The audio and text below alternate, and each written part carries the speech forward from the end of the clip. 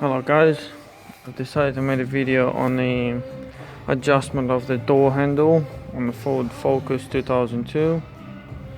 What was happening is when you shut the door, you'll pull the handle and it won't open it. You'll have to really give it like a good pull to open it. Now it's obviously adjusted. What you have to do is, once you took the cover off, which all it holds is a couple of screws on each side and underneath, and then there's a screw there which is in there. So all you have to do is get to that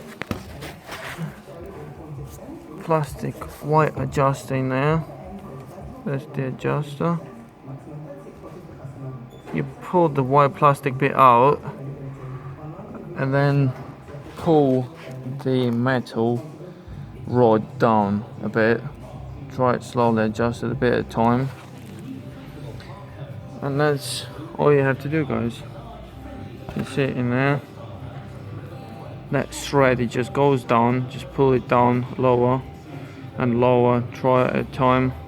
And same on the passenger side. Same way. Alright. Thank you, guys.